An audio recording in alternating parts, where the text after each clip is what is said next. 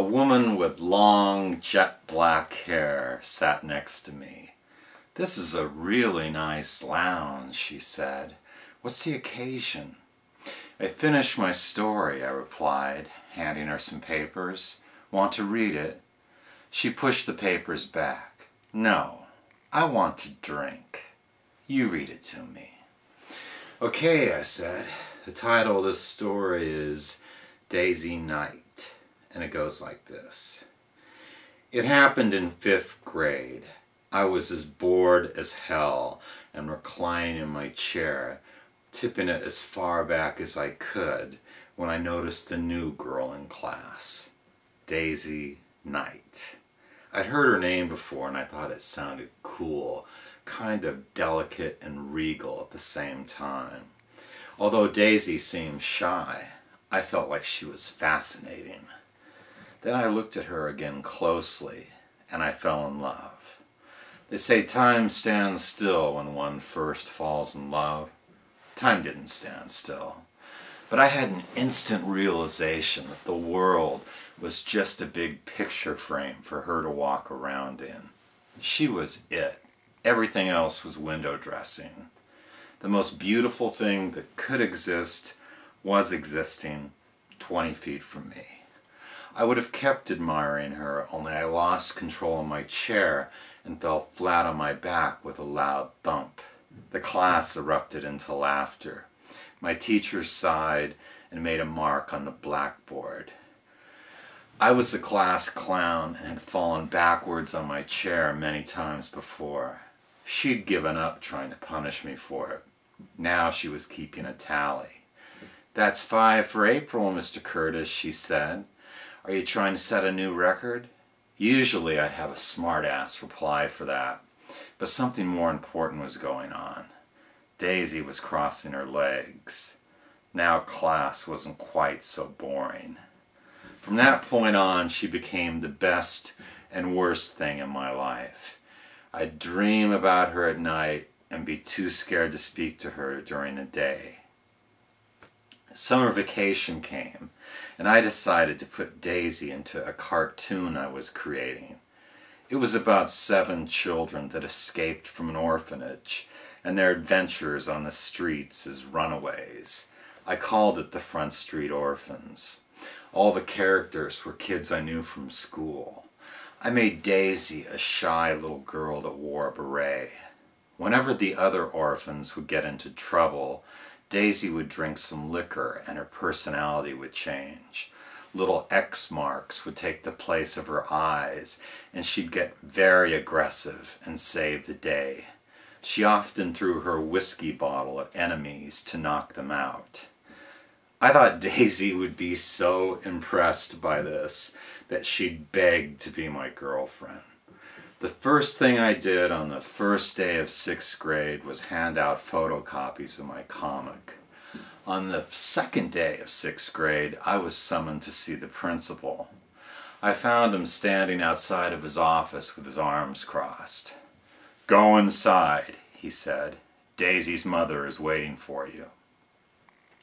I entered the room and the door shut behind me. Daisy's mom was the only one there. She was sitting on the edge of the principal's desk, wearing a black dress that looked very formal, with lots of jewelry on. Her profile was stunning. I could see where Daisy got her looks. "Good morning, Mrs. Knight," I said. "That's Ms. Knight to you, thank you very much. Sit down." I followed her orders and she leaned forward a little. "So, my daughter is an alcoholic runaway that likes to attack people after a few drinks. What do you think I should do about that?" "I'd keep her away from booze," I suggested. "Mr. Curtis," Ms. Knight said in a controlled voice, "I heard you were a little troublemaker. Do you know what I am?" "No." "I'm a lawyer, and a damn good one. Do you know what that means?" "That you won't go to heaven?" I said with a smirk. She laughed in spite of herself. Then she stood up and with a strange smile said, "Mr. Curtis, I've got a feeling you're going to grow up to be just like my ex-husband. I pity the girl that marries you. I'll probably end up representing her." She walked towards the door and continued talking. "Listen carefully, Mr. Curtis. If you make me come down here again, I'll be talking to you, your parents, and their attorney. Will this nonsense with Daisy stop?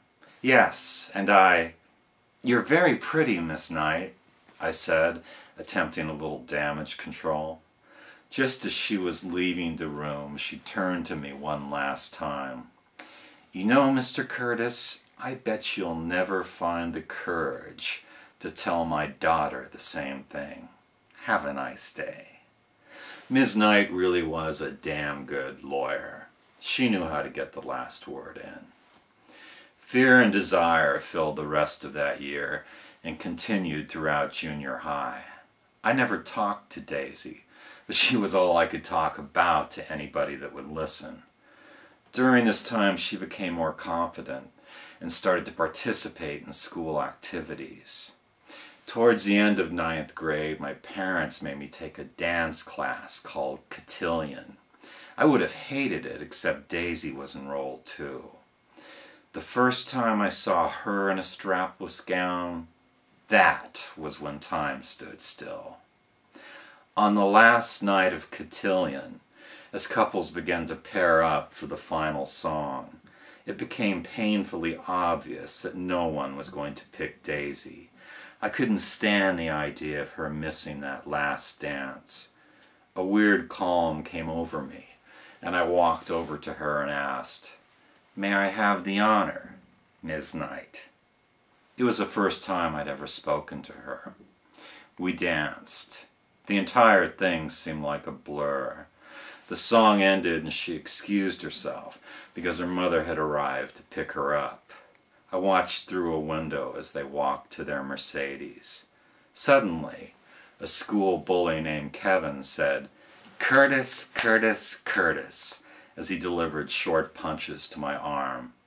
I was so enraged by the disruption that I spun around and screamed, "What? What? What?" I yelled it so loud that the chaperones grabbed both of us.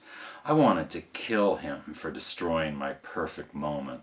I think he could see that in my eyes because he avoided me from then on. In high school, Daisy blossomed. She became a cheerleader and a very popular girl. I didn't go to prom, but heard she'd been crowned the queen. When I was told this, I felt a certain satisfaction, as if I had been a little Nostradamus back in the 5th grade that predicted the whole thing.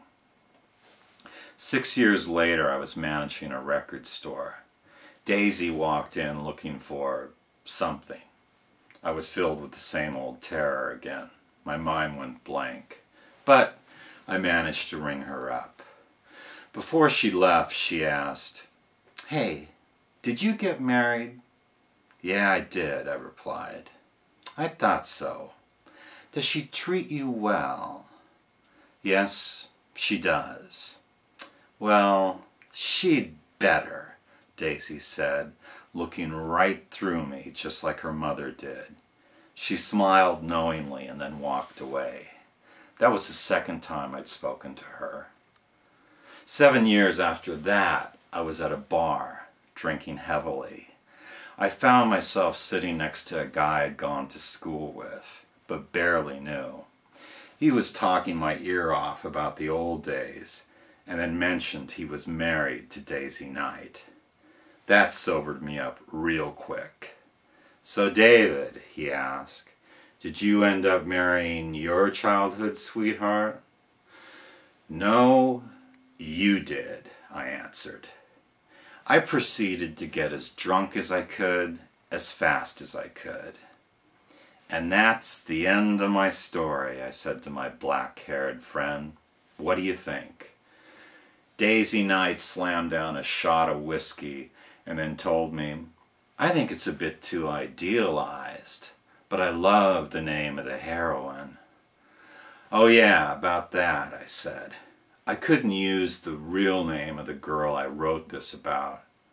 You don't mind that I'm using your name for her character, do you? Daisy smiled. Go ahead and use me, David. I know you've always wanted to.